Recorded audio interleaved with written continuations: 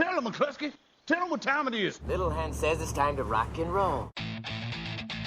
All you people are so scared of me. Come quietly or there will be trouble. Man, that's just me. I'm Batman. This is Sparta! There is a tiger in the bathroom! I'm an excellent driver. If it bleeds, we can kill it. Pop quiz, hotshot. Keep the change, you filthy animal. Okay, I am here as one of the more senior D-jocks at this station. I'm going to talk about jobs. A Nazi officer, this, isn't it? Should snap my heels together here. Achtung! Guten Tag. Silence! Sorry.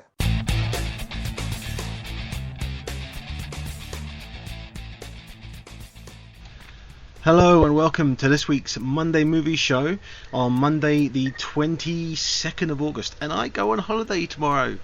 Shut up. Yeah. I'm not rubbing it in your face. I haven't been abroad on holiday since I was 8. That's 27 years ago was the last time I went abroad on holiday. I haven't been on holiday abroad for years. This is the first time I'm actually using a new passport that I got last year. I don't have a passport. I didn't have one until last year when I got one for going on holiday. But 27 years was the last time I went abroad on holiday. I need to actually remedy that. I don't have a job, but I don't know how I'm going to do that. Just sneak it into somebody's luggage or something. Yeah, I don't think that works nowadays. Too many things in place to stop that sort of thing happening. Yeah. But anyway, we are here to discuss movies, this week's new releases, a little bit of news, some look at the charts and such, and then of course we'll be going over these new releases. Yeah, comedy spin-off from the TV programme with David Brent, Life on the Road, horror based off the short with the same name with Lights Out, family feline adventure with 9 Lives, Asterix and Obelix and the Mansions of the Gods, and Swallows and Amazons. Yeah, and I'm going to give a quick comment on the film that comes out next week, because I have seen already of Bad Mums. You're seeing it next week to review it properly when I'm we do the reviewing show. it on next week's show. Yeah, hopefully with Stuart from Page to Screen. He has confirmed that he will be yeah. on next week's show, so yeah. Great. So, and if I'm able, I may try and see if I can join in and listen. Depending on your Wi-Fi connection. Yeah. Supposedly going to have one there, but we'll see. Supposedly means that you're probably going to barely get half a meg. Yeah, that'll be good. It's not that bit too suddenly there, but who cares anyway. Let's go. Anyway, movie news. Let's go on to that. Blu-ray DVD Blu-ray section of the show. We have the Jungle Book, Miles Ahead, Jane's Got a Gun, Knight of Cups, and The Colony. Yeah. But before You're that, just in holiday mode. I'm all over the place. I'm literally sitting right at the moment. I'm actually sitting next to. I have my main PC, which has 2 screens. I have a little old mini Wind laptop, which is open and charging because I haven't used it for years, and I'm charging up the battery and stuff. And I've got stuff around me all over. It's complete chaos. It's like nothing different except that it's all holiday themed. Yeah. But anyway, movie news. Yeah, I'm the only one with news this week. Deadline are reporting that pre-production on the 6th Mission Impossible film has been put on hold as Paramount Pictures is still working out the payment deals with both Tom Cruise and Bad Robot, the J.J. Abrams production company. In the meantime, director Christopher McQuarrie has confirmed he is working on the script. So it was supposed to begin shooting at the end of the year. It's now been delayed at the earliest March 2017.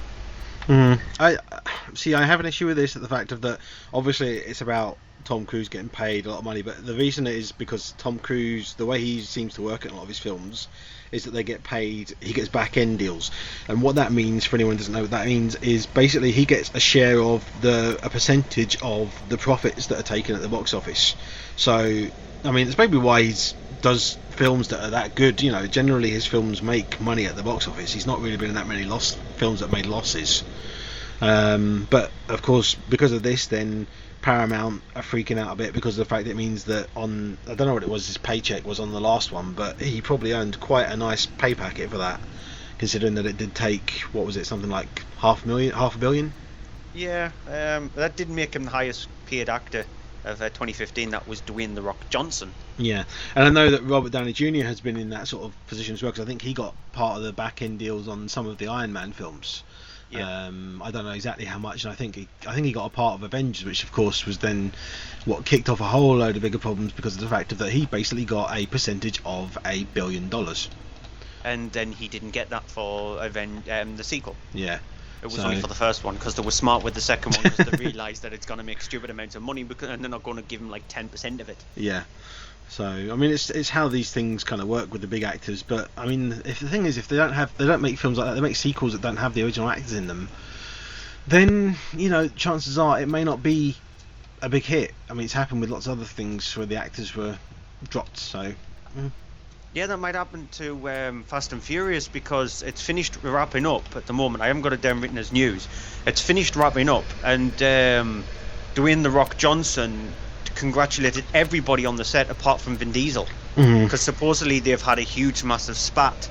So there might be tension between them both of which one returns for Fast 9.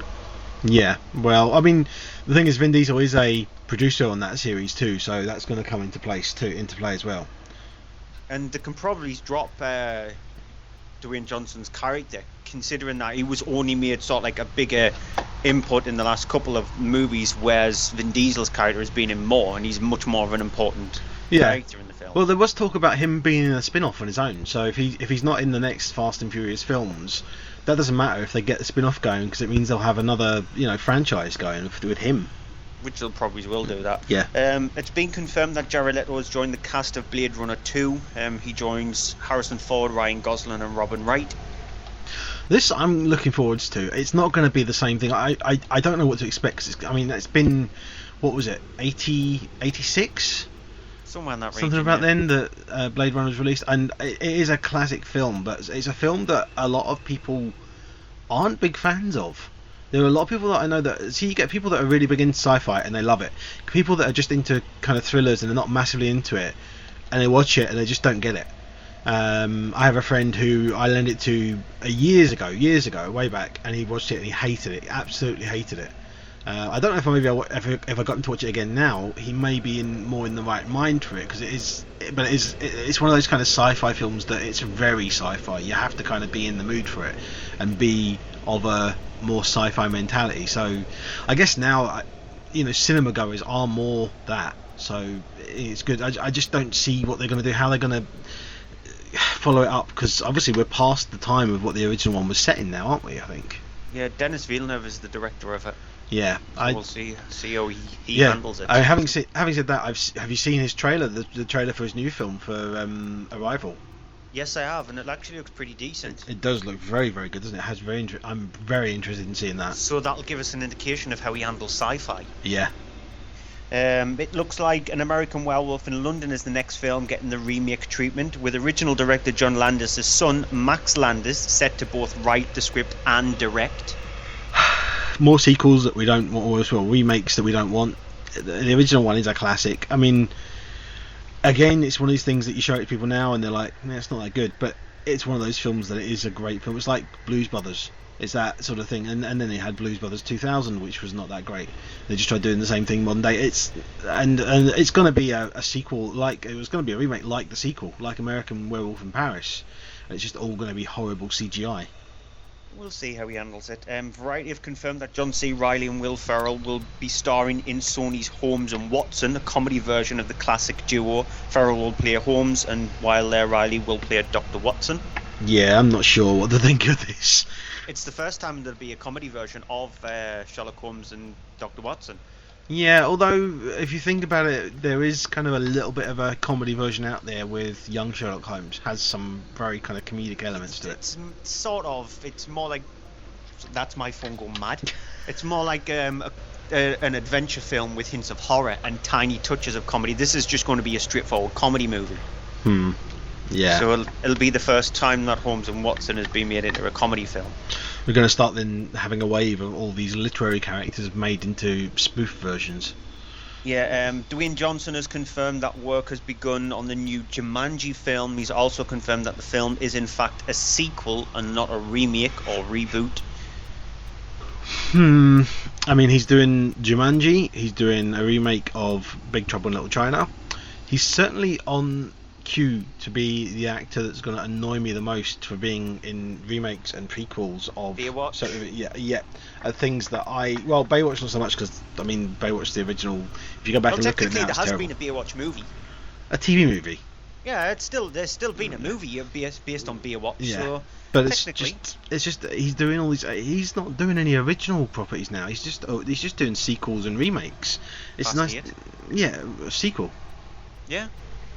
So he's going to be all over the place. He's going to be one of those actors who we're sick of seeing. And the thing is, I like The Rock. I think he's actually a really good actor. I do like the series Ballers that he's in at the moment. I quite like that as well. I think he's actually a really good actor. Just it's the thing of the going down that road of doing all these remakes and stuff, and no. Well, that 6 Degrees game is going to have to change from Kevin Bacon to Dwayne Johnson, because there's going to be more connections to Dwayne Johnson than there will be for Kevin Bacon. He'll probably have a cry, and so he'll want to be in loads of films.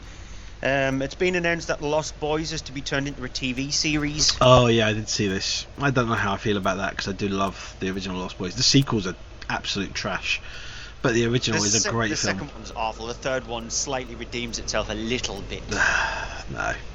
I thought so. TV series, I think it's a bit too late for a TV series, vampire TV series. We've had a deluge of them. We're going away from them now.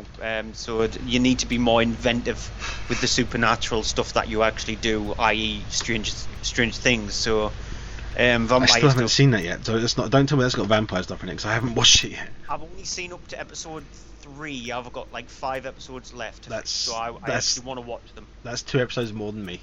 Yeah, there's only 8 episodes in the series anyway. Kristen Stewart's new film, Personal Shopper, might not get a UK release after distributor of the film, Metrodome, was placed into administration.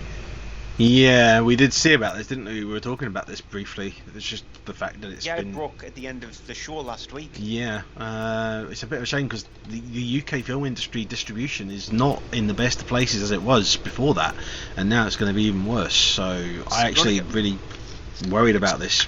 Yeah, it's going to get much, much worse, because I saw during the week that Pinewood Studios has been sold for $325 million, I think it is. So that's going to be under new ownership. So I don't know they can't mess that up too much, because Pinewood Studios is just an iconic place. All the Carry On films were shot close to there. Bond movies, some of Lord of the Rings, some of the hundreds of things. Films. Hundreds of things. If you go back and look at some of the most successful films made in the last 30 years, more than that even, have been made at Pinewood. I mean, things like, even big things like films that aren't bigger Hollywood things, but like Fifth Element, sort of stuff like that was made there. Yeah, so it's sad to actually see Metrodome go. I'll note them for releasing Donnie Darko, because Donnie Darko is in my top 5 films of all time, and that's under the Metrodome brand. So it's sad to see them go. And just supposedly a lot of buzz was coming out of Kristen Stewart's new film as well, Personal Shopper. When it was first shown at Cannes, the first screening of it, there was lots of boos. But during the second screening of it, at the end of it, there was lots of applause. It always seems to be the way with. Yeah, if you watch the trailer for it, it looks very intriguing.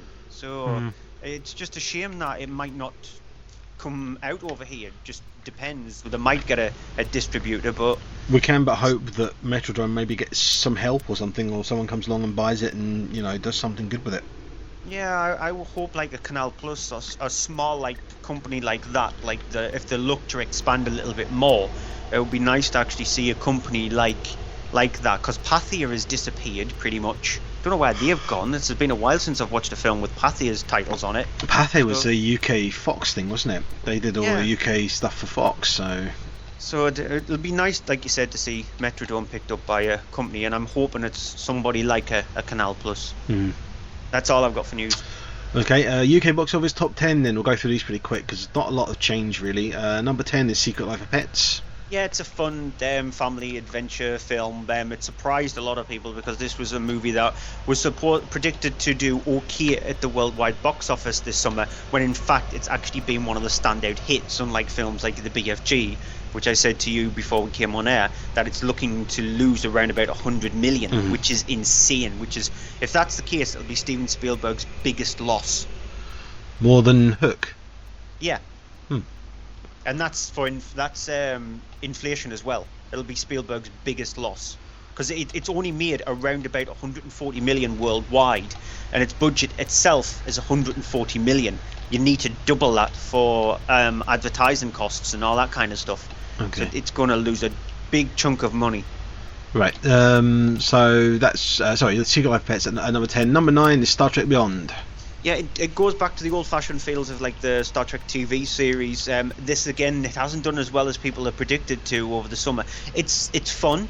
It's really good. It's better than Into Darkness, even though Into Darkness should have been called Into Light. It's just the connection between the characters works much better than I would see any of the other two. Because I think the character development in this one is much better, because it's not just concentrating on both Kirk and Spock. It's actually giving a shining light on the other characters as well.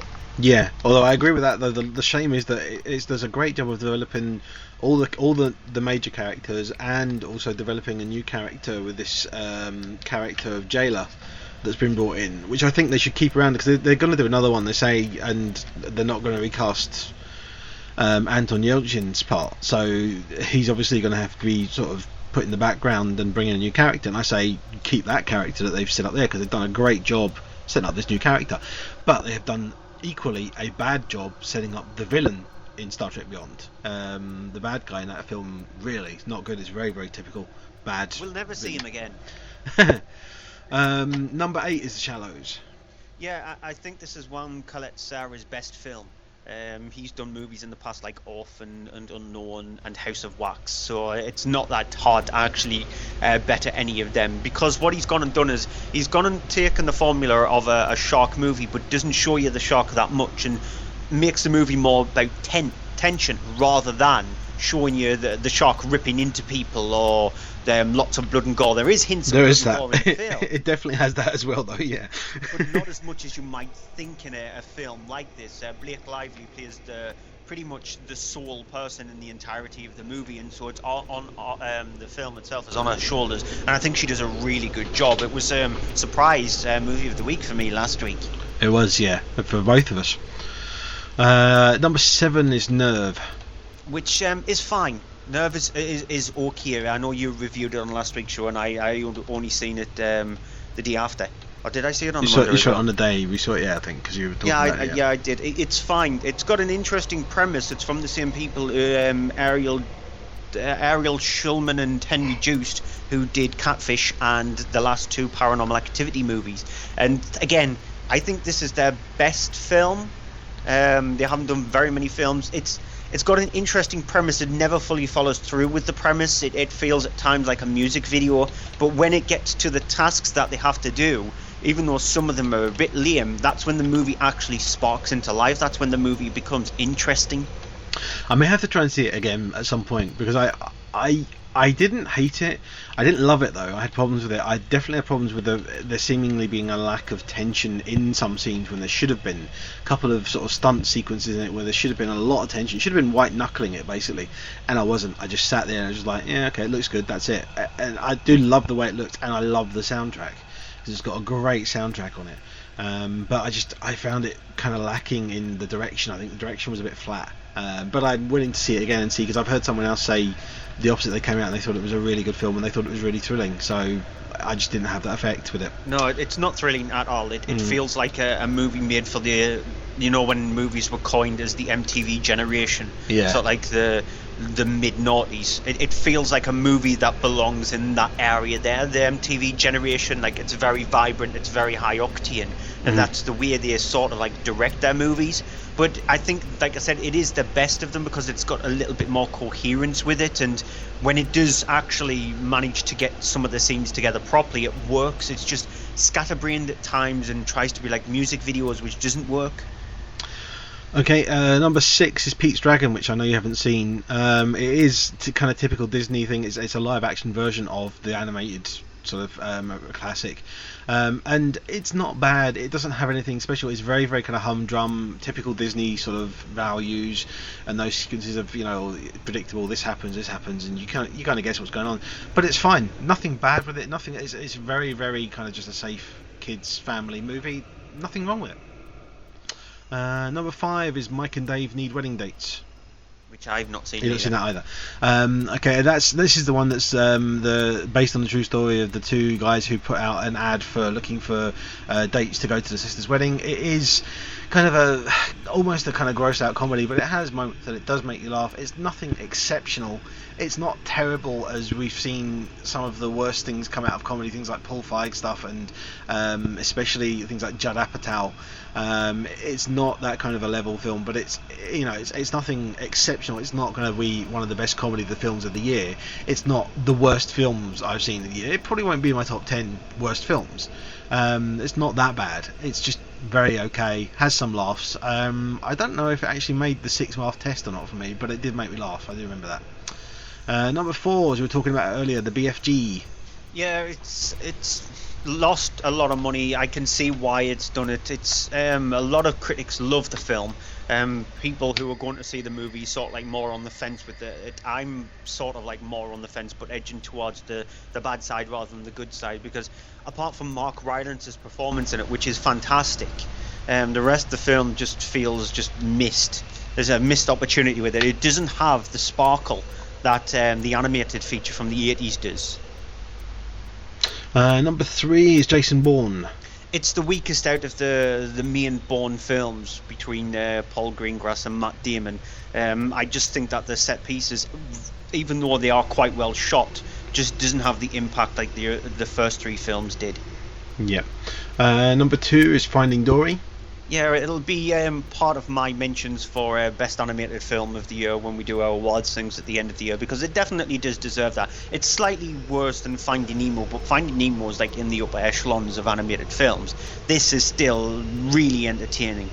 And I still haven't seen it. I was going to try and see both that and to see Star Trek Beyond again today before Star Trek Beyond goes out to cinemas, and I didn't manage to see either of them. It's been that hectic today. So of course, the number 1 film hasn't changed, still doing really well for itself, although not as brilliant as it has been. At number 1 is Suicide Squad. Yeah, people sort of like dismissed the Suicide Squad. They were looking at it thinking, no, this is going to tank or bomb at the box office. It spent 3 weeks at the number 1 at the US box office, managed to beat out things like the new releases like Ben-Hur and War Dogs. So it's done very good for itself by doing that. It spent 2 weeks at the UK box office. It's coming up to $600 million. I eventually got it right. It's coming up to $600 million at the worldwide box office. So by the time it finishes at the worldwide box office, it could be around about 700 million, and that's without it being released in China as well, which it's not getting released over there. So it's actually done really good for itself, and you can just imagine if it was released in China, it might have actually scraped near to the billion. And this was a movie that people predicted that it wouldn't do as well as it has. So well done for itself. It's hit and miss, but the hits are actually entertaining enough to actually forgive the misses. Okay, so that's the UK box office top 10. So on to this week's new releases, and starting out with David Brent, Life on the Road. So for any of you who doesn't know the character of David Brent, who it is, it's Ricky Gervais's alter ego from the TV series The Office that ran for, how many years was it? 9 years, something like that? Too many. Yeah, I agree with that. I've admittedly, starting out, first off, got to say I'm not a fan of Ricky Gervais in particular. I'm not a fan of The Office. So, I mean, this is the film that for me is not really typically for me, but basically you have the character. You've got the wrong side of the coin. Basically, you have the character of David Brent, though, who, after having left the office that he was working at before in the series, has now found himself working as a sales rep at a company that deals with all sort of toiletry products. He does that, but is always sort of in the meantime working on. He has a band that he does songs that he's written and worked with, and he's putting together a tour of them. The band being called Foregone Conclusion. And it's just basically more of the character of David Brent, and as you'll hear in this clip, the sort of the inappropriate, not intentionally so, but kind of done. He's a character who's very good at being politically incorrect. Here's a clip. I'm sure you didn't mean to cause offence, David, but as you know, we have to consider everyone's feelings in the workplace. Ah, correct, Amundo. You're happy to propagate a stereotype of Irish people being educationally subnormal or gay people being ridiculously camp? Well, I never actually specify whether he is a homosexual or not.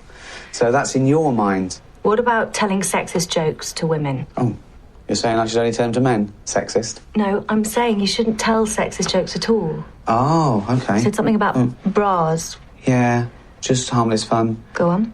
What's the definition of a glass bra? Smash and grab. Okay, honk, well, honk. violence against women is seldom a laughing matter. Where's the violence? You're smashing a woman's bra and then you're grabbing her breasts. Not literally, in a joke. And the violence isn't the funny bit. What is the funny bit, David? Honk honk. Funny noise, funny organs.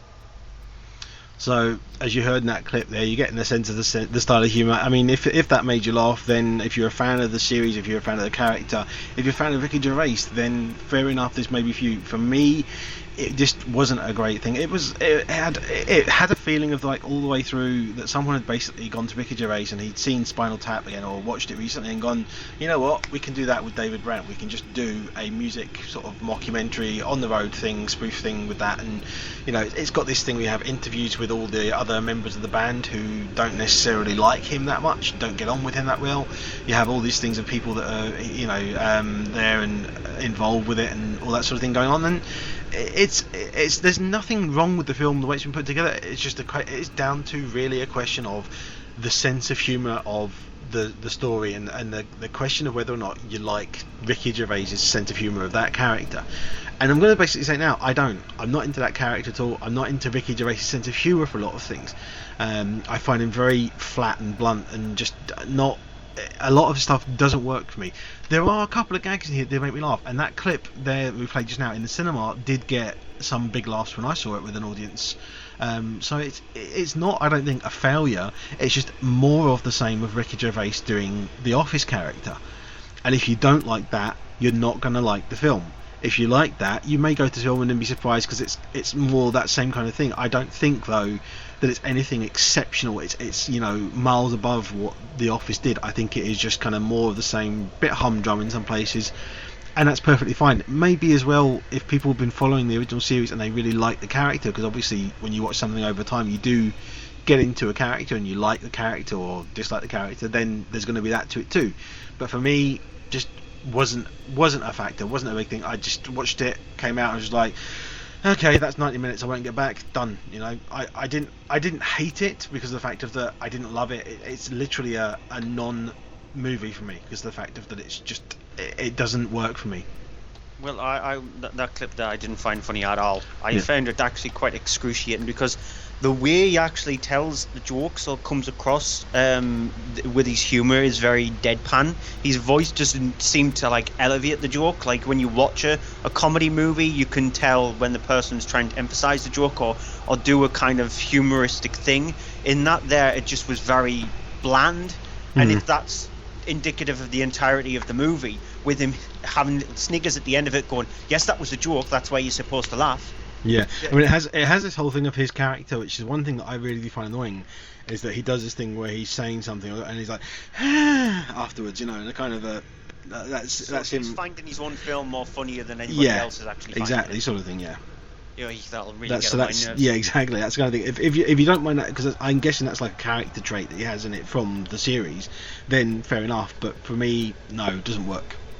Yeah, it sounds like it definitely wouldn't work for me. Lights Out. It's directed by David Sandberg. He did the original short, which is about 2.5 minutes. It was huge on YouTube in 2014 and then came to light again in 2015. And then it was picked up and James Wan jumped on board as producer and then extended out to a film. It centres around the character of Rebecca, who's thought she's left all of her fears and turmoil as a child behind. Her mother seems to be very troubled. Her father is not in the picture at all. Then one day she finds out that her little brother is starting to go through the same kind of problems that she did. The mother is still not recovered. She keeps on seeing this very strange figure that only appears in the dark. And so the boy is really sort of like, he can't sleep. He's having trouble at school as well. And the mother is going way down deep into her own psyche. And then Rebecca discovers that this figure is something connected to the mother when she was a child. and she tries to help the mother and her brother out to try to stop this malevolent force. Here's a clip.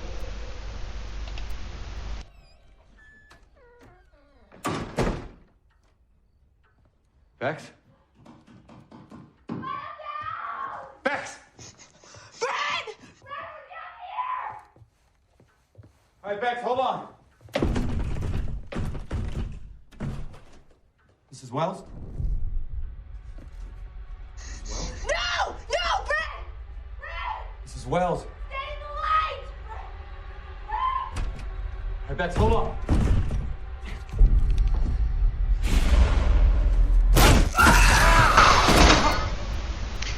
So in the short, it was about a woman who climbs into bed. She keeps on flicking this light, and then all of a sudden she sees this figure standing at her door. Every single time the light gets switched off, and when the light comes back on, the figure disappears, and does that a few times, and then on the last time, that's when she's attacked.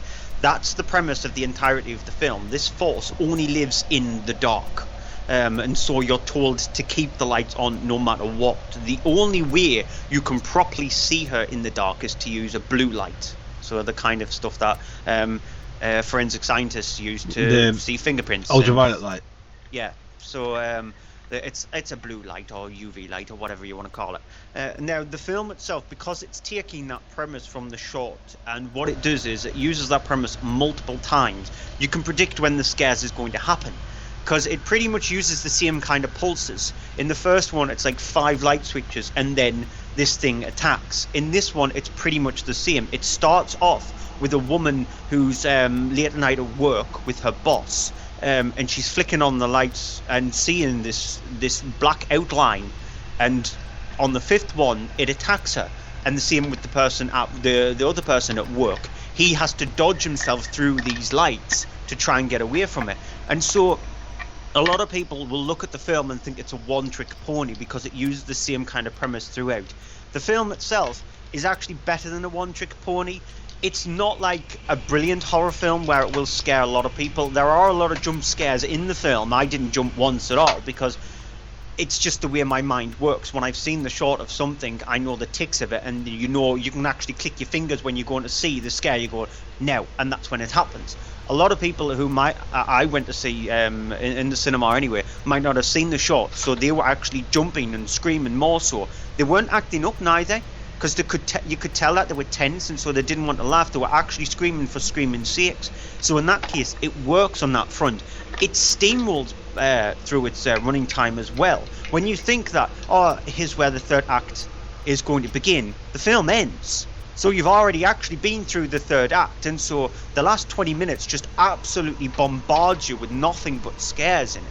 So it works for what it is. It's better than what I was expecting it to be, but again, it's still that I need to find the mecca where there is a horror film out there which will scare the heck out of me. I've still yet to find it, but it's still a decent film. I'm hoping Don't Breathe, which is out in a couple of weeks' time, the new Fede Alvarez film, I'm hoping that's going to be one of them. Yeah, don't get your hopes up too high, because it seems anytime you get your hopes up for something, it's always worse. It's just, I want to be scared. It's been so long since I've been scared from a horror film. It's just, it'll be nice. And I think I'll make that film my movie of the year if it manages to do that. And yet, it probably absolutely terrifies the crap out of me. You will just actually run out of the cinema screaming like a little girly girl. I can't, I've got to stay in the light, I've got to stay in the light. Yeah, I had issues with the dark when I was young. It'd be bad enough now. Okay, moving on to Nine Lives, which is the film with... it's directed by Barry Sonnenfeld, which I didn't realise till I saw it.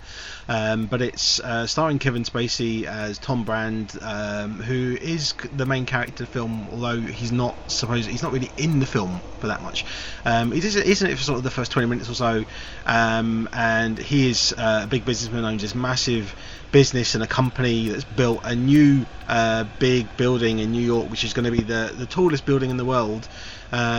Except for the fact that there may be this other company in Chicago that's about to build another one which will go over it by about 60 feet or so.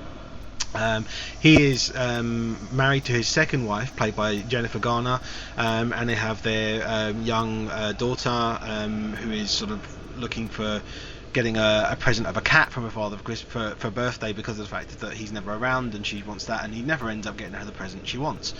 And he's also then sort of mixed in with things are his son, played by Robbie Amell, who also works in the company, and from his first wife, married to his first wife, and it's all kind of seems to be going well for him until he has this issue when he goes to buy the pet, buys a cat, has an accident, and then wakes up in the cat. Here's a clip. Hello? Someone, anyone, I'm trapped inside a cat's body. Somebody help me. You, in the horrible green jacket. So, what are you doing in there? The nightmare continues. Mr. Brand, this is no dream. You can hear me? Shh, I'm a cat whisperer, and I'm the only one who can hear you. What did you do to me? I didn't do anything, you fell off a roof. Fine. How do I get out of this? Wrong question. You should ask, how did I get into this? Fine. How did I get into this? Keep asking that question. I hope you figure it out. What does that mean? Your body won't last long. You're gonna be stuck in there for the rest of your life. You get me out of here, you son of a... Calm down, Mr. Brand. You're a cat. It's not the end of the world. I hate cats! That's what makes this so perfect. And that was Christopher Walken in the clip that you heard. He's a guy who actually sells in the cat in a weird cat shop sort of thing. It's like something out of Chinatown sort of thing. Here's the thing with Lights Out. It is the kind of typical thing that you get, kind of like a Disney film. It's actually... it feels very much like one of those kind of 60s Disney films that you got. You know, you remember the ones, the computer wore tennis shoes, all those kind of things. It's very much kind of like that. Nice, by the way, you said Lights Out. Did I say Lights Out? Sorry, I meant yeah. Did I say no? Oh no, sorry. The switched roles. So we Yeah. have a cat in Lights Out and a woman who appears out of the darkness in Night Lights. It's a man who appears as a cat when you turn the lights out. Yeah. Yeah. No, but it's a film that is very much like that kind of thing, but it's kind of like it's not Disney. It doesn't have that Disney feel to it. You know, you get the Disney feel, like we were saying about in the top 10. Pete's Dragon has that very typical Disney feel.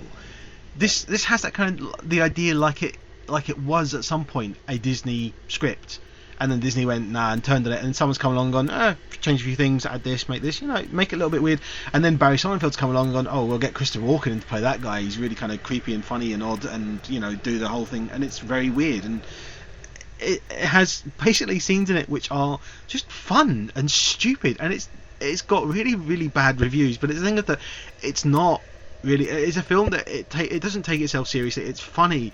It literally has sequences where it starts off, the actual opening shot of it, the mood it's going for when it starts off with just a whole bunch of cat videos off of YouTube with different cats doing stupid things and talking about, you love cats because they're this stupid, they do these stupid sort of things. And then you've got the films about that, and it has sequences where you have some of them are obviously a cat that's playing a part. They've got a cat on the set doing things, and then other times there are CG cats, which are not some of the worst effects I've ever seen. And it's funny, some of the things sequences do with the cat doing stuff like breaking into a cupboard, and I have to admit this. There's a sequence in the film genuinely that's funny. It is very funny watching a man who is a cat drunk on 50-year-old scotch and doing stupid things and peeing on the carpet and all those kind of things, and with the voiceover of Kevin Spacey saying, talking like a drunk Kevin Spacey, and things like that in it that genuinely are kind of like, yeah, it's fun, it's stupid.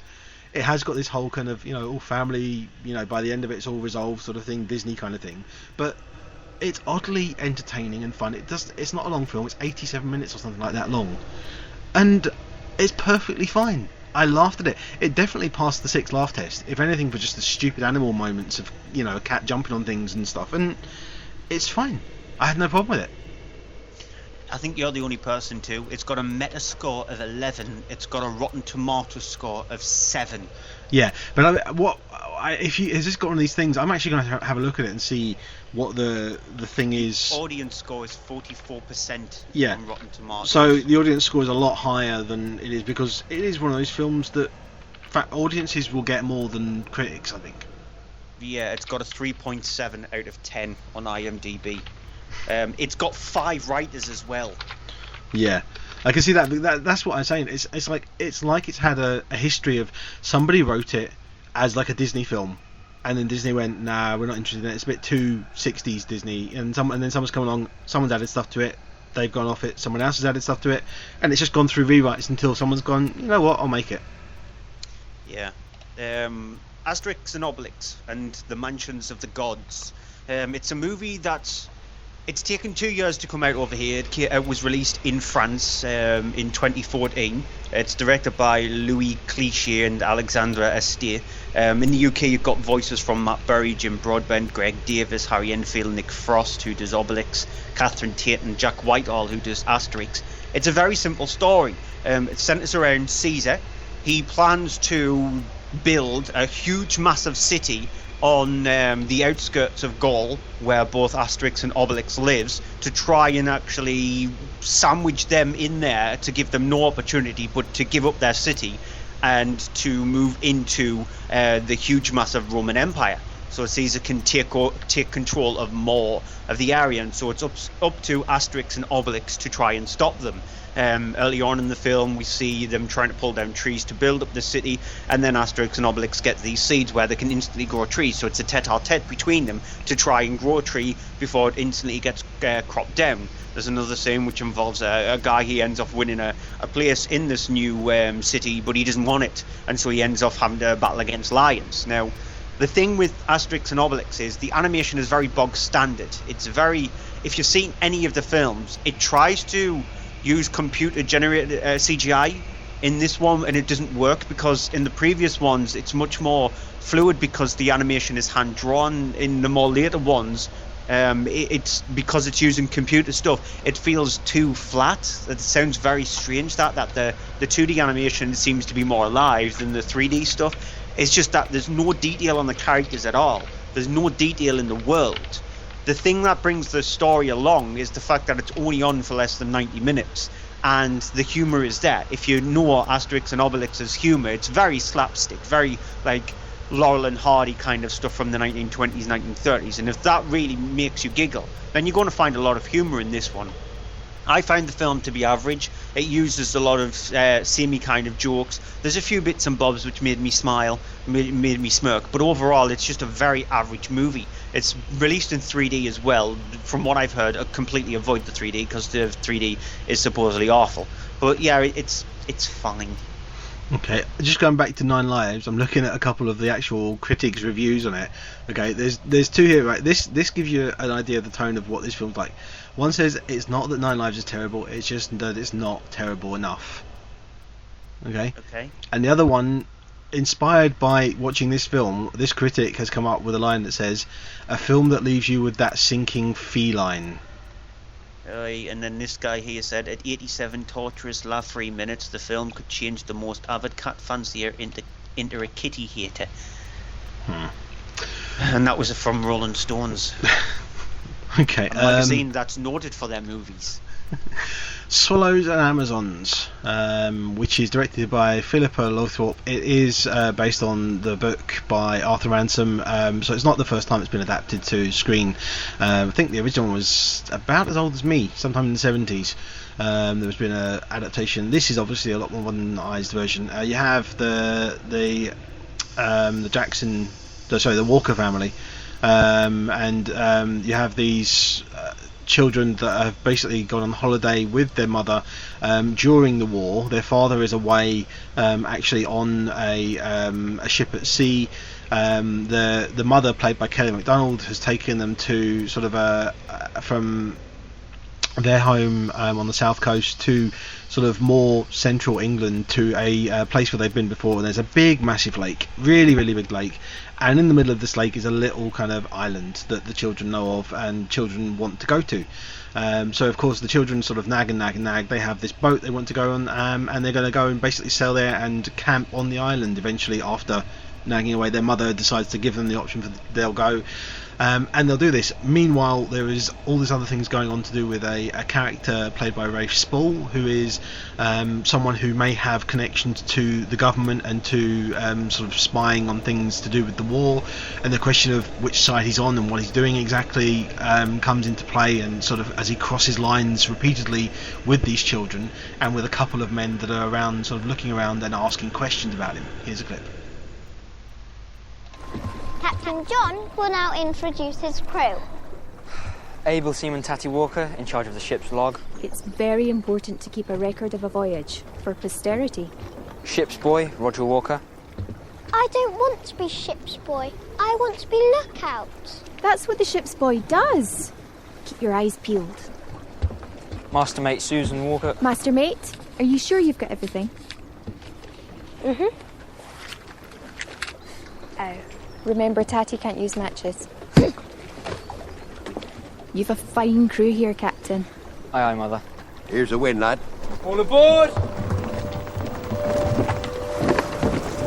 You might as well take this, although I know how much you all hate cake. Big cheer for Mrs. Jackson.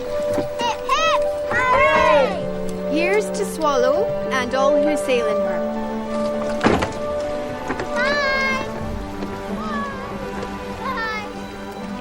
Remember, keep your eye on the flag and you won't miss a jive.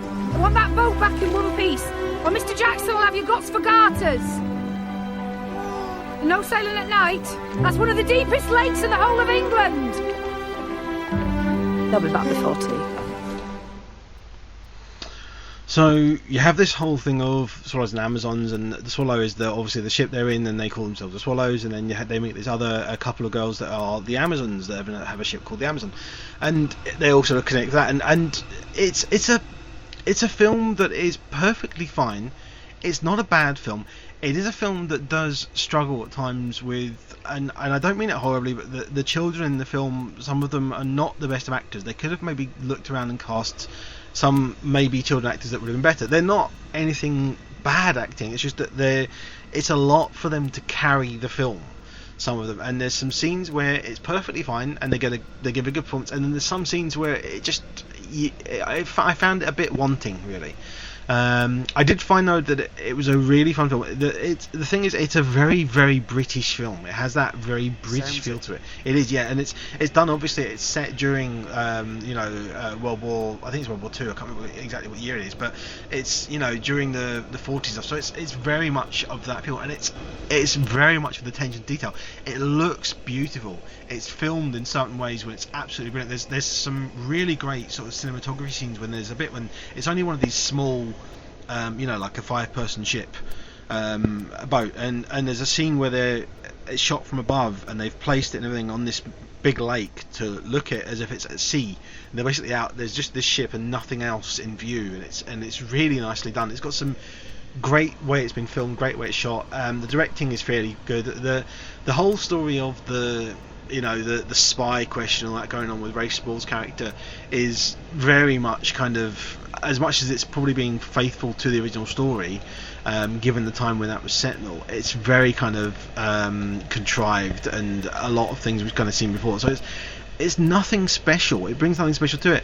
That said, it's fun. I enjoyed it. It just at points I was just going, come on, this bit doesn't need to be done. Could have done with a little bit, maybe. I don't know, just maybe change some bits of it, take out some bits. Maybe there's probably more stuff in the book which could have gone in, and it just feels a little bit uneven at times with just the choices of things. There's times when the pacing just drops and the pacing shoots up, and it's not that it's a bad film. At these points I was sitting there and I'm thinking, oh, am I getting shopping after this sort of a thing? And it's like I should have been paying attention to the film. It wasn't grabbing me. That's the problem. It sounds like a movie that would suit like Sunday afternoon viewing. It's got, it is. Just in that clip there, when you hear the music played in the background, it's the kind of thing that you would have seen on TV after like High Chaparral or just after Highway to Heaven on a Sunday. I know that's very UK-centric if you're listening to this somewhere else, but it feels like it belongs like on a Saturday or a Sunday afternoon. Yeah, it's exactly that. It's and it's easy watching. It's nothing bad with it, but it's a thing that if you want something that's going to be like, it's a kind of thing that, for me, it should have been a case of the kids, start off with the kids and everything, and they're with the parent, they're with the mother and the family, the Jackson they're staying with, and then the kids go out on their own adventure.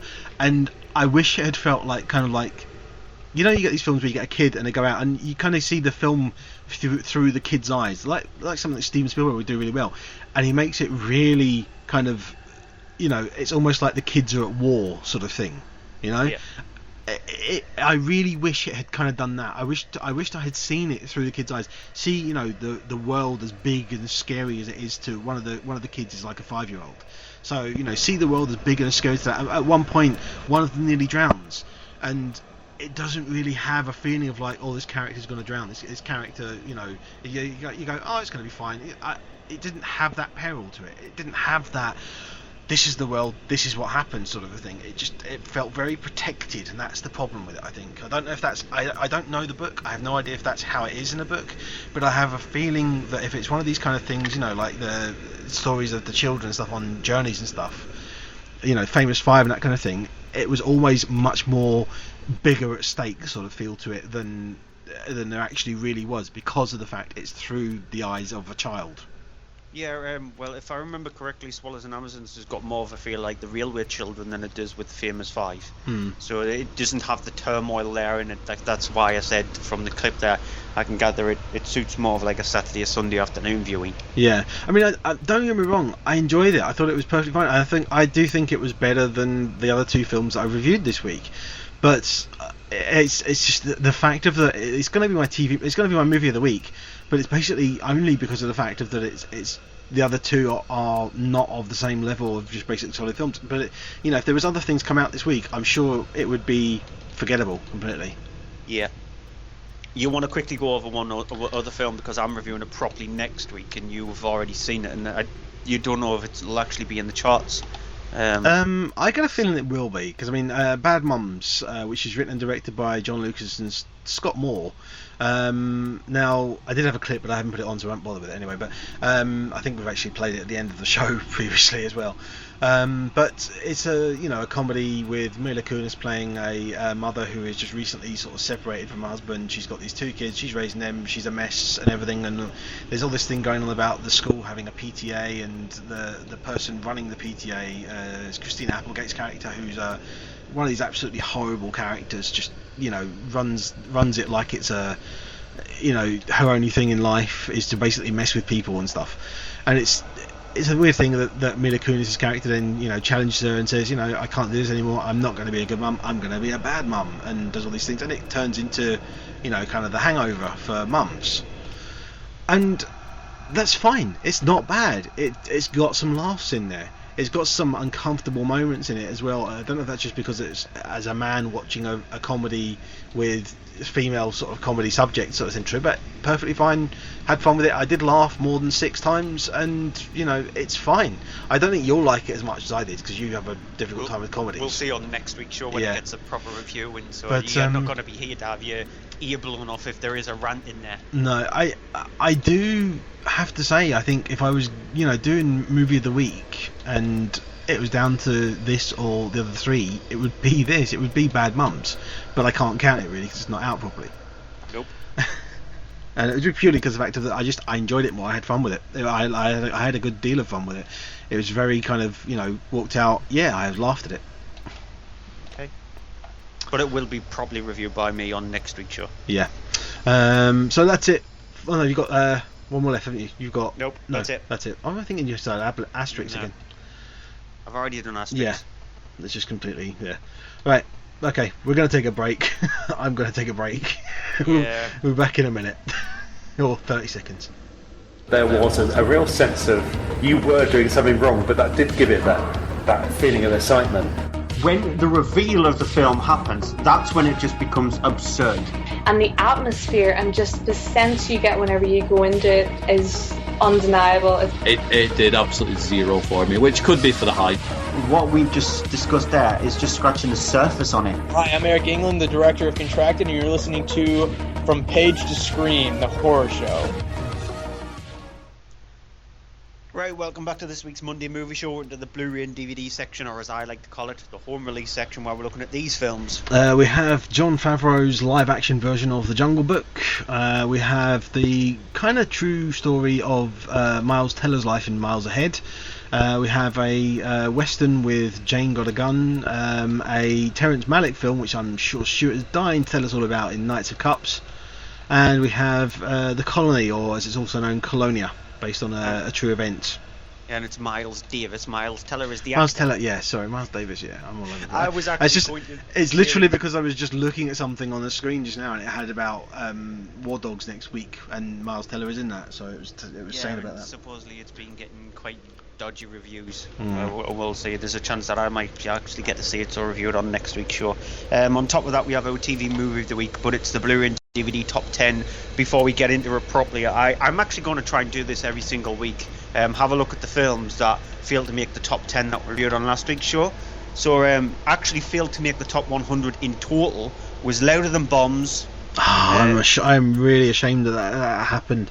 That's really bad because it's a fantastic film. It's definitely one of my favourite films of the year, and it does not deserve that kind of treatment. I have yet to watch it, but I'm going to watch it this week. I'm definitely going to watch it this week. The Laser Team, Men in Chicken. That deserves. Laser Team deserves to not even get in the 100. I don't care about that. It was awful. And The Wave. They failed to make the top 100. The Wave is a shame as well. It's a foreign film, so it would struggle a little bit unless it got a really big thing. But The Wave is one to seek out and see because it's a very good. It's kind of like how. Kind of almost as a way that someone goes, you know what, America, this is how you do a disaster movie. Yeah, and the guy who directed Roadhog, he's the one who's doing the new Tomb Raider film. Two films which made it into the top 100 but nowhere near the top 10. Number 95 was Misconduct. Yeah, it doesn't deserve it really. It's a bad film. And at number 83 was The Man Who Knew Infinity. Which is undeserved. It should be higher up really. It's nice that it out of all those films it was the highest one, but a shame because it should have done better. Its films just aren't getting the recognition that they deserve. It's a British film as well, and if you strip it out, if you just look on the DVD chart, The Man Who Knew Infinity only went in at number 79. So Misconduct actually went in at number 83. The other four there, Louder Than Bombs, Laser Team, Men in Chicken, and The Wave, still failed to make the top 100 in DVD. Yeah, I think it's just that this time of year people aren't spending a lot of money on things right now. So obviously purchases on films coming out and DVDs and that aren't, I've seen a few places which are actually selling DVDs at like £13-14, whereas if you look into other places, they're selling them at £10, and I'm thinking nobody's going to spend £14 on a DVD now. Yeah, so it's that, and also, I mean, the films that are coming out that are getting, it's things like London Has Fallen is in the top 10 because of the fact it got the publicity, it got a big thing, that's why. Yeah, and so into the top 10 at number 10 is Midnight Special, which I really liked. It does have this. We keep sort of disagreeing on the view, but I think it's very much in the theme of John Carpenter's classic films, and a story with a great performance by Michael Shannon as the father who's trying to help his son sort of travel across the country to find something that he needs to find, and these weird sort of things going on. I thought it was really brilliant, sort of underhanded sort of development and great sort of storytelling. Also a really good performance by Joe Ledgett and Adam Driver as well. Yeah. So there was really good performances in the entirety of the film. I can't remember the little boy.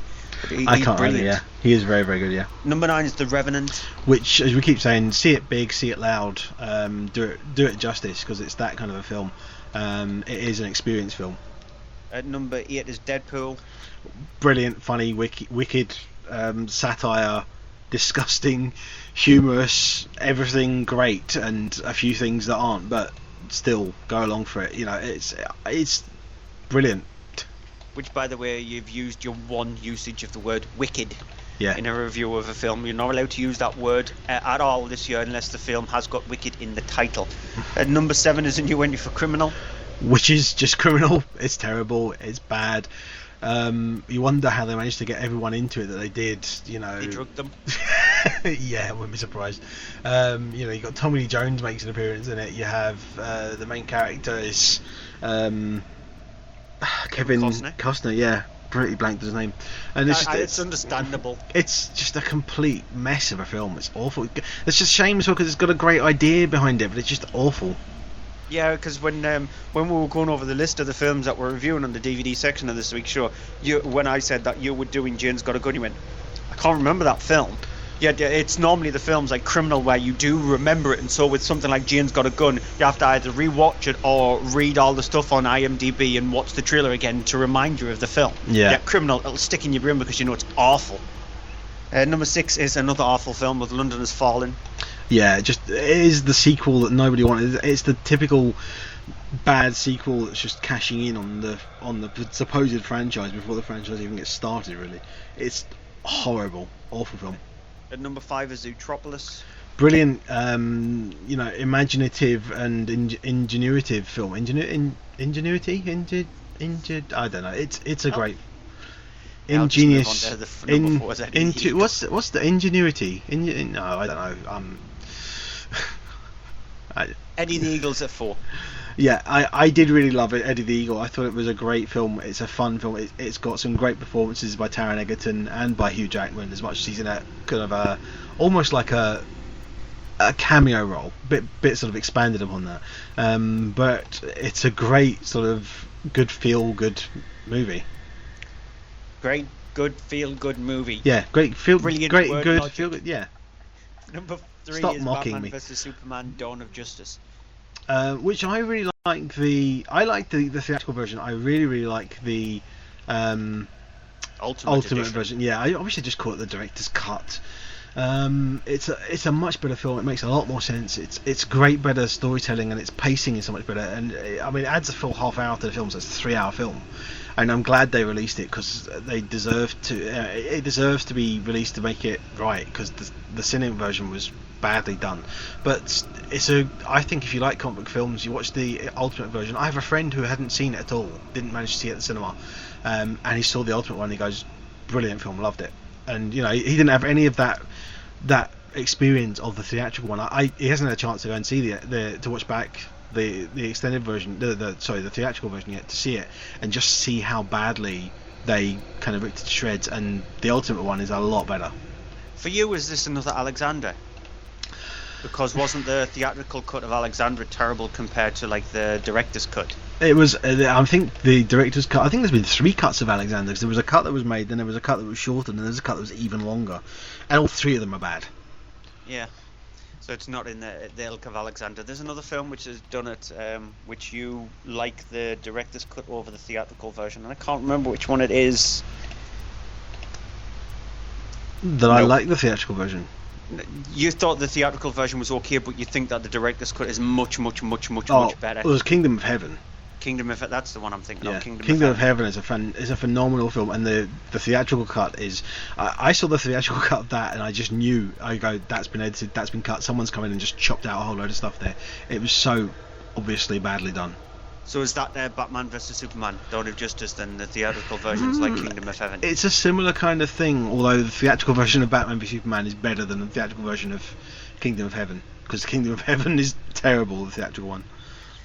At number 2 is A New Entry for Eye in the Sky, which I really love the whole thing of that, the moral quandary of it, the thing that it's a film that doesn't say it should be this or it should be that. It goes, there are characters in it that say it should be this, and there are characters in it that say it should be that, and they both make great compelling arguments to what the outcome will be. And at the end of the film, it is a film that if you watch it, especially if you watch it with people, there will be debates and arguments about it afterwards. If you're watching it after on your own and you finish watching it, you'll be like, whew, heavy film, take a sigh, take a breath, and then you'll be like, which way, how do I come down on it? Do I come down this way or do I come down that way? And you will have that question in your head of how would you have acted in those events, and I think it's very good in those regards. And at number 1 is A New Entry for The Huntsman: Winter's War, which doesn't deserve to be even in the top 10, let alone number 1 film. It's awful. It's got an extended cut version of it, which I haven't seen, so I don't know what's different about it, but I'm guessing even that couldn't be like Batman v Superman good enough to save it, because I don't know how much extra it adds to it. Probably not long, but I'm not willing to sit through it again for that. No, I can't be bothered to sit through it again for that neither. On to the new releases of the week, starting off with The Jungle Book. Directed by Jon Favreau of Iron Man fame.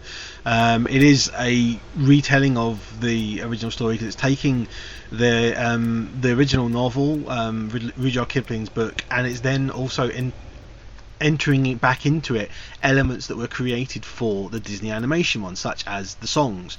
But you have the main character of Mowgli, played by I think is he 11-year-old Neil Sethi.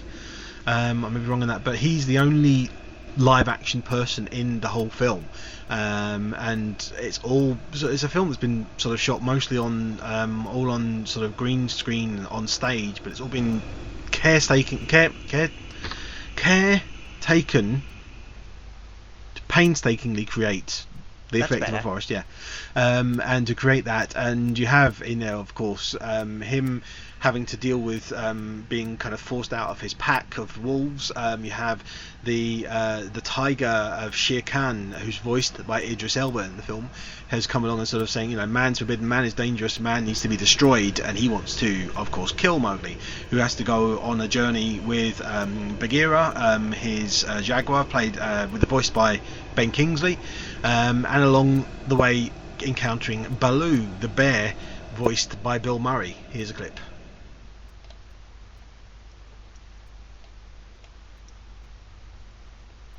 Look for the bare necessities, the simple bare necessities. Forget about your worries and your strife. I mean the bare necessities, oh Mother Nature's recipes that bring the bare necessities of life. Wherever I wander, wherever I roam, I could be fonder of my big home. The bees are buzzing in a tree to make some honey just for me. When you look under the rocks and plants, take a glance at them fancy ants and then maybe try a few. The bare necessities of life will come to you. So, of course, the bare necessities you heard there, and that's one of the... everybody was probably humming along to that. Yeah, the example of the songs that they have taken from the animated and put them into it. And the thing is, it's a film that it is incredible to look at. It's a film, I'm going to say, very much like The Revenant. See it on a big screen, because the effects are worth seeing for that. It's a beautifully rendered film, rendered world, and you have all the animals and the characters and the animation on them. As much as there are some times where the CG animation isn't the best it could be, if you're watching the film, you get into the spirit of it, and you're there with it, and you're having fun with it and going along with it perfectly fine. You won't care. It's a film that is just wondrous, and it's a film to watch with the family. It's a fun kids film. There are some moments where it's maybe a little bit much for very young audiences. It's PG, but you know, there's some warnings of scary action and peril sequences, sort of thing. But it's a beautifully done film, and I have to admit that Jon Favreau has done a fantastic job of taking something, and it's one of these, you know, remakes, sequels, remakes sort of things that actually does a good job. It does a great thing of taking the animation and making it live and making it real, and it works on so many levels that you can't help but be amazed by it. Yeah, the voiceovers are absolutely fantastic. I think both female roles are the standout ones, voiceover wise. Lupita Nyong'o, who does Raksha, who's sort of like the one who's looking after Mowgli, bringing him up, and doesn't want to actually let Mowgli go, because treats her like a cub. And you've got Scarlett Johansson, who does the voice of Car, who's the snake. And now, I would love Scarlett Johansson just to sing me lullabies to send me to sleep, because she has such a lovely, subtle voice when she's bringing life to her characters, that they breathe. They feel like Car is going to come out of the screen and sort of like hug you in its horrible grasp and send you to sleep forever. But you would be in a gleeful coma if that was the case, because you've got Scarlett Johansson singing to you. So that was brilliant. It's slightly annoying when you've got Christopher Walken singing, and Bill Murray singing when you don't want them to sing, especially over the credits when you've got Christopher Walken singing. It's just, please stop. But they're the only two like voices that grated on me a little bit when they were singing. But overall, though, it's still a really, really well created, well entertaining film. A Gigantopithecus like me. Okay, and then in that word, we need to move on to my home release, Miles Ahead. It's directed, written, produced, and the screenplay, and it stars Don Cheadle. Very greedy person. He plays the character of Miles Davis, not Miles Teller, who's a very well-known jazz artist. It tells the period of around about 5-10 years. in the late 70s, and how he actually went from being somebody who was predominant in the jazz scene to somebody who was more interested in snorting cocaine and getting drunk and not actually having any kind of interaction with anybody. Earlier on in the film, he's met by Ewan McGregor's character, who says that he's from Rolling Stones, and he's been sent there by his record company to do a piece on him. When he actually finds out that the record company didn't do that, they just want music from him. And so Ewan McGregor pretty much tags along as his compere, as his sort of like driver, and sees Miles Davis's life just degrade him more so until they go on capers where they have to try and get back stolen music. It flashes backwards and forwards to when we see Miles Davis in a proper light when he's actually married. His life is really good. When he's sort of like jealous with his wife, telling his wife that she's got to come back from being a dancer and she's got to always be there, because he doesn't want the life of having sex with numerous amount of women and smoking drugs and doing cocaine and being alcoholic, etc. Here's a clip.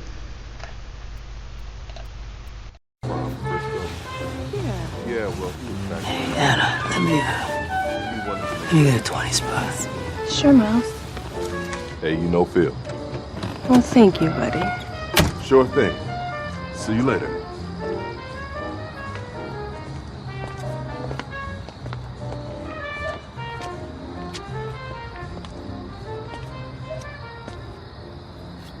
Hi. I'm Miles Davis. I know. Francis Taylor. Look. This is my phone number. But now you don't have to stare.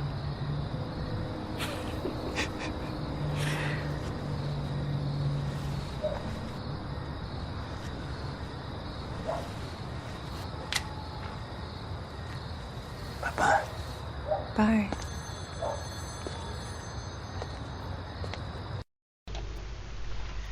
Now, with the film, because it fleets and flirts between seeing Davis in a form where we actually are interested in it, him creating the jazz music, I'm not a huge fan of jazz, but just seeing the way he actually constructs his music, especially when he was composing some of his more famous stuff like Sketches of Spain or Someday My Prince Will Come, it's just his interaction between everybody else in the jazz band. There's a scene which it lasts a good 5-7 minutes of him just in the studio with a whole group of musicians, and him just creating the pieces, and that's where the movie's interesting. Where the film fails is when it's in more of the present day stuff with the Ewan McGregor character, and where we see the degraded Miles Davis. It just doesn't work, because it feels like it's a pastiche of it. It feels like it's a crime caper, like a comedy, whereas there's the drama part where we do see him in a normal light, and so melding them both together is just, it doesn't work. Now, in interviews with Don Cheadle on the movie, he said he didn't want to make it a straightforward biopic. He wanted to make it a bit more fantastical. And if that's the case, he sort of succeeded on that front, but it just doesn't work. When you're making a movie, you need to actually make it, especially with a character that really does exist, you need to either make it a proper biopic movie, or you need to make the entirety of the movie more fantastical. I think Don Cheadle wanted to have both slices of the pie, and he just does not know how to meld them together. So it's like having a savoury pie, half of it, with a sweet pie with the other half. One half works, the other half doesn't. I think the movie that it has in common on that kind of front is American Sniper. Because American Sniper had two parts, where one part did actually work, where we see him in Iraq, and the other part doesn't work, where we see him back in America. In this case, the part that works was where we see him creating the music and the turmoil that he's having with his wife. The part that doesn't work is where he is trying to retrieve his stolen music with the Ewan McGregor character. Okay, I'm not going to say any more because we were talking about it during the clip, but it's a film that it's a mess because of the fact that it's not just that it's all over the place time-wise in the film, that it jumps forward and backwards, but it's like it's mentally all over the place in its thoughts between these different places, and it doesn't work because it doesn't come together. It never quite sort of all comes together and sets. It stays separate bits and it doesn't quite work together. That's the problem with it. If it had more kind of correlation between these two bits and these two, as you're saying, the caper thing and the biopic thing. It starts if they were more merged together well, then that would have worked. But because they're these two separate things, and it's almost like it's all been kind of thrown in a bowl, and someone just yelled at it, mix, and that's it. They haven't actually tried to mix it. They've just gone, throw it together, it'll work, and it doesn't. Yeah, he tries to actually meld the scenes together where something happens in the early part of his life, and then like a hit of a drum which will bring you back to the present day where the film is actually set, and that will not work by doing that. That you think, oh, I'm tricking the audience by thinking that's how it's snapping back in together. It makes it more of a schizophrenic kind of film, and it doesn't suit it because it is supposedly a biopic. Or it is supposedly a frenetic kind of fantasy version of Davis's life. One or the other, not both. Yep. Jane Got a Gun, which is directed by Gavin O'Connor. It is a western which is centering around the character of Jane Hammond, played by Natalie Portman, who after her husband has sort of gone out for the night, he has this issue with a family that are sort of known for being a bit sort of garrulous and out there. He comes back having been shot and injured. She then realizes, of course, that he's had an encounter with them, that they will be coming, including in this family the character of John Bishop, played by Ewan McGregor, and of course she realizes then they're going to come potentially kill him and kill her and destroy their farm. So the only thing she can do is then go and find a man who she knows from her past a previous relationship, and goes and find the character played by Joel Edgerton, who is a kind of not a gunslinger, but a guy who knows how to take care of himself in that respect, and ask him for help and convince him to come back and help protect sort of her and her husband who is injured. And I don't have a clip for this, but basically it's a film that it took 3 years to get released. It had problems with production, problems with release, and you can see why, because it's a film that I never really liked westerns until quite recently, and I admit there are some great ones out there, but there are equally some bad ones, and unfortunately this is a bad one. It's got some very slow pacing. I thought it was a very poorly sort of conceived the way it's done. It's not a long film either. It's only just over an hour and a half, and the problem is, for that first sort of half of the film, the first good 40 minutes, it's not a lot really happens. And I get that in westerns you have things where not a lot happens action-wise, but you get a lot happens thematically in films, and it just doesn't, it never progresses for that first 45 minutes of the film for me. I wish it did, but I literally, for the first 45 minutes, I was just sat there wondering, when is this film going to get going? When is it going to get started? And it didn't until the last half of the film, and even then it doesn't really do anything until the last sort of 10 minutes.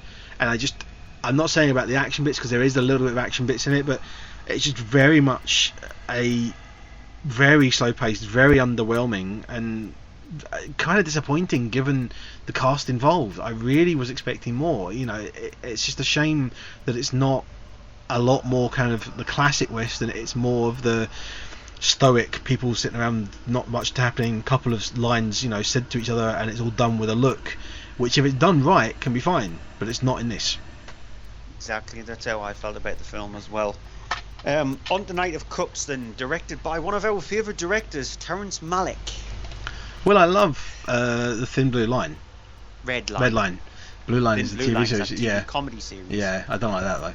Yeah, nobody likes that. Before I actually get into what the film is about, even though there's not actually very much about what the film is about, this is what IMDb has got down as its storyline. Now, it's written by production. That's all it's written down. See, this actually probably gives you a feel of what the movie is like, not what it's about. Once there was a young prince whose father, the king of the East, sent him down into Egypt to find a pearl. But when the prince arrived, the people poured him a cup. Drinking it, he forgot he was the son of a king, forgot about the pearl, and fell into a deep sleep. That's its description. Which, okay, when in fact the film is centers around Christian Bale's. You can classify him as a character. Now he's a writer of sorts and an actor of sorts of comedy, even though he doesn't actually have any other facial expression apart from depressed through the entirety of the film. And it's about him going through Los Angeles and Las Vegas, undertaking the search for love and what his life is actually like, and adventures with 6 different women. Clip. You live in a little fantasy world, don't you? Yes, because it's so much more fun. Enjoy yours. Changes every day. I can be whatever I want to be. Don't forget that. You can be whoever you want to be.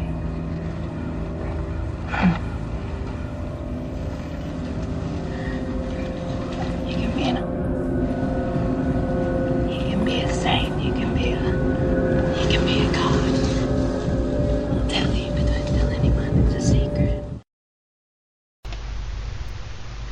Now, the thing with Knight of Cups is the film itself does not have a script.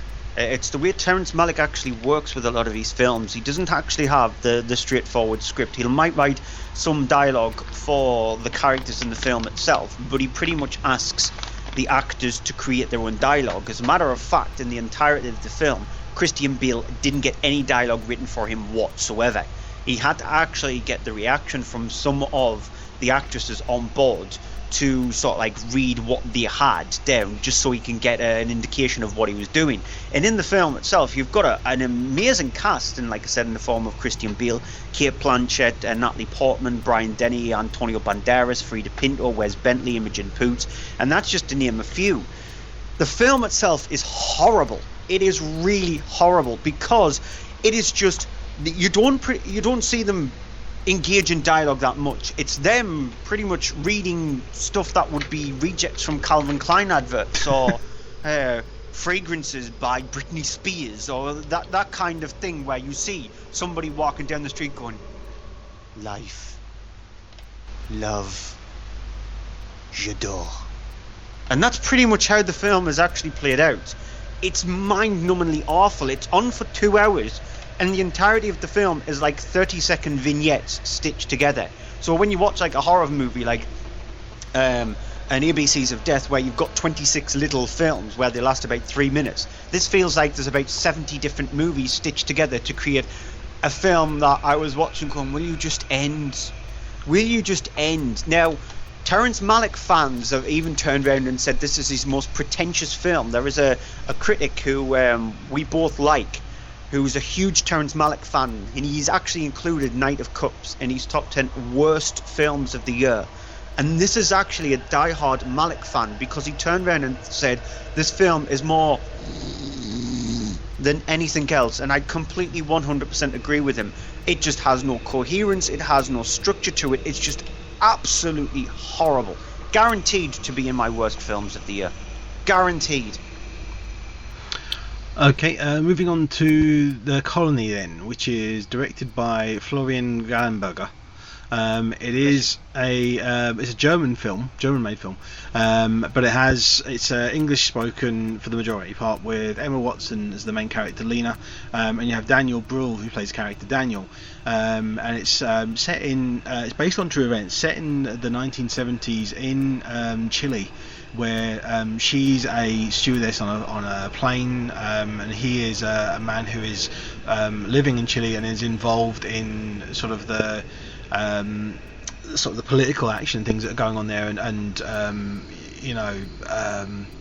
trying to win over people for freedom and things, those kind of things.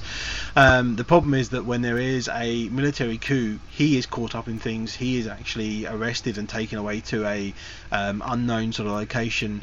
Lena decides, instead of sort of getting out of the country and getting away, she's going to look for him, find him, and finds that he's been taken into this like a cult of some sort. That he's been kind of taken by the sort of military groups and put into this coup, where this cult, where he's basically sort of been brainwashed into being in this kind of a camp with people, and they live lives, and they have this kind of leader who's kind of a holy man, played in the film by Michael Nyqvist of the original Girl with the Dragon Tattoo series. And it's a film about, she decides then to go in to this sect which no one has ever escaped from, no one has ever got out of, and in order to try and find him and help him and eventually try and get him out. And this is the film that, when it was released in the UK in cinemas, it was only released in a few cinemas back Was it just one? I thought it was just a few. One. Okay. And it only took, as a result of that, something like, was it £40 or something? £47. Yeah. And the thing is... On a $14 million budget. Yeah, and the thing is, it's actually not that bad. It's actually got some pretty good stuff going on there. It's got some nice sequences of the whole, the camp and everything that's going on there. It's got some great performances in it. The performance by Emma Watson is okay. It's not brilliant, but it's okay. Daniel Bruhl is pretty good in some parts. He has this bit where he's playing this... He's basically in there when he's been kind of brainwashed and tortured and all that, and then as a result he pretends to be kind of dumb and brain damaged as a result of it. And it's all he does a good thing of, you know, playing these both sides of that, and but you can see obviously he's thinking behind there, pretending and putting it on, sort of thing. And Michael Nyqvist is very good as well in the role of this weird kind of controlling saviour guy who is, you know, he's running this camp for his own nefarious reasons and stuff, and there's a sub story that's going on to do with him and the government and such, and it's in the military, and I really started getting into it and really enjoying it, and I was surprised because it ends with, you know, it's one of these films that ends saying, you know, this happened afterwards, that it's based on true events that happened. At times it did remind me at times of I forget the name of it now, the Ben Affleck movie with the people trying to escape from a country. I can't think of the name of it. My mind's gone blank as well. Yeah, but it's anyone listening will know, you know, the film that he directed and starred in. Argo, that's the one. Thank you. It reminded me of times of the people trying to escape and get away and that kind of thing. And it was I really kind of got into it. I don't think it's anything exceptional, but I was kind of impressed with it and surprised because it's telling kind of a true story, which at times in some places hasn't been sort of told or talked about much. And it's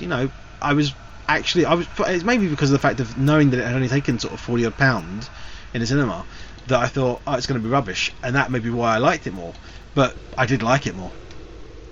Yep, and that's it for the new releases of the week. Before we go into our TV movie of the week, there's one quick little piece of news that I've just seen there. Remember the movie Snatch? Snatch, yes. It's getting turned into a TV series. Okay. Starring Rupert Grint. Rupert Grint. I can't think who that is. I Ron know the name. Weasley from Harry Potter. Ah, okay. Is he going to be playing Jason Statham's character then? I really hope not. I really hope it's a completely Turkish made-up character or a different character. Turkish, yeah. I do love Snatch though. Snatch is a brilliant film. Snatch is hysterical.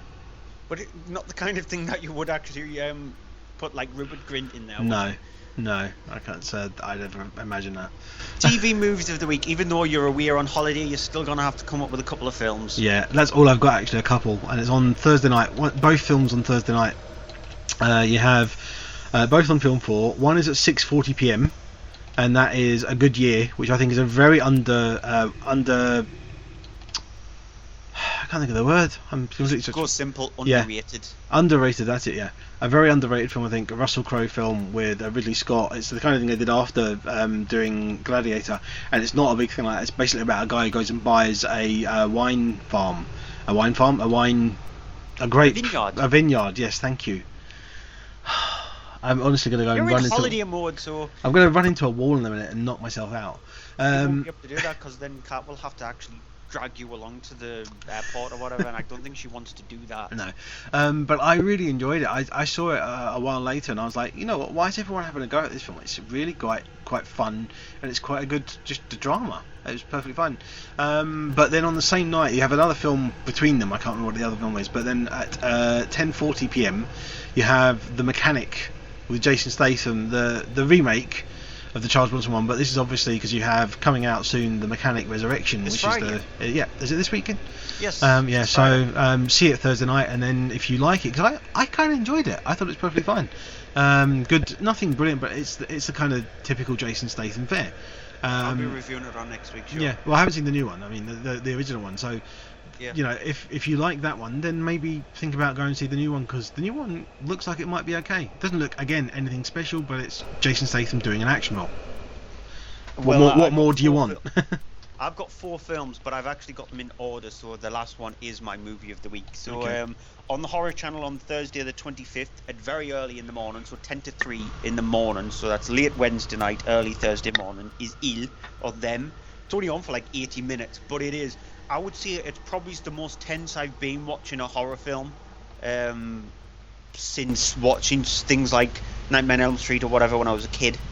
So Wasn't it also produced by Wes Craven or something, though? No, it's a small little French film. It came in the wave of things like Switchblade Romance and movies like that. But it is the most tense I've actually been since it's been a while. I think the only person who's actually made me close to that is films like The Innkeepers, which I absolutely love that movie. It's a very slow burner, but it makes sense. But if you're up that early in the morning, then definitely watch that. On Thursday night at 10:55, you'll be surprised I'm not making this my TV movie of the week. On the Horror Channel also is Pan's Labyrinth. I adore Pan's Labyrinth. Guillermo del Toro directed, absolutely superb. He's just started to direct his new movie, which is due next year. On Film 4 on Sunday the 28th, very early Sunday morning at 1:30 a.m, so late Saturday night, is Byzantium. Not a vampire film. It's a vampire-esque movie, but it's not a movie about vampires. Brilliantly acted by especially Gemma Arterton. I think she's fantastic in the film. Saoirse Ronan's also brilliant as well. They both feed off each other fantastically. So I love that. But my movie of the week, TV movie of the week, is on E4 on Sunday the 28th at 4:30 in the afternoon. Paranorman is my movie of the week. Good choice. It came in there was like 3 kids films which was released around about the same time, which was horror related.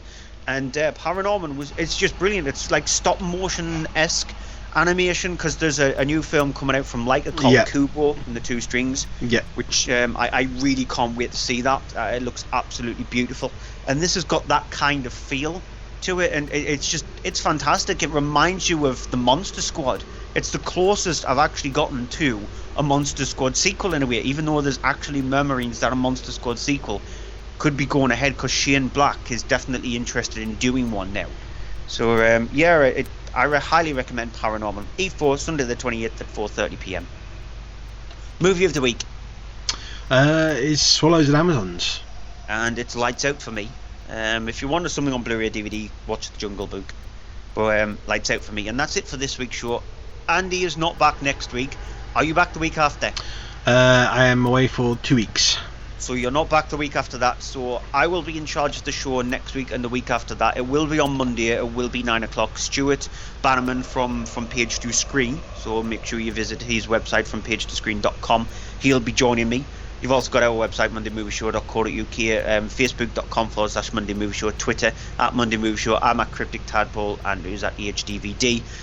So make sure you just flood messages and stuff like that on there. Hopefully Andrew might be tuning into the show, but it depends on what kind of... I will be around next week, because I get back kind of that day, but I won't have time to really watch anything and do anything, so... The week after. So yes, the second week, Yeah, so we'll be in charge of the shows for the next couple of weeks. So keep an eye out on the site, mondaymovieshow.co.uk, to find out what's on next week's show. It's a load in cinema section, Blu-ray and DVD, not so much. I can actually pretty much tell you now it's Ratchet and Clank and God's Not Dead 2. That's it. That's all you're going to get on the Blu-ray and DVD section on next week's show. But we'll play you out with a clip from Bad Moms, isn't it? No, from War Dogs. Okay, War Dogs. There's a chance it might be reviewed on next week's show. It's just there's a lot of films to actually get to, so I don't know if I'll actually be able to get to see it. But there is a chance that it might be reviewed on next week's show. And so until next week for me, goodbye, and until a fortnight's time, 3 weeks' time for you. Bye-bye. Henry has a dinner in 10 minutes, but I wanted you to hear this firsthand. I showed him the list, and he can help. Great. With which part? All of it. He can fill the whole order. You do know it's 100 million rounds, right? Henry has contacts in Albania. That country's one giant arsenal. Tell him the best part. They're in the process of joining NATO, so they have to dispose of all of their Soviet-era weapons. And I can get most of it for pennies on the dollar. Now tell him the other best part. You're looking at the exclusive agent for the whole thing. Why don't you just bid on the contract yourself? I'm on a watch list. Like a terrorist watch list? Mm-hmm. Got it. Wait, what? Okay, how much for the AK ammo? 10 cents a round. I'm sorry, you're on a terrorist watch list? Do it for Homeland Security? Relax, bro. Well, you two should probably talk this over. We will, but we are very interested. Good. My flight leaves tomorrow morning at 10. I can't spend more than 48 hours in this dump. That's what I always say. Vegas is a 2-day town. I was talking about America.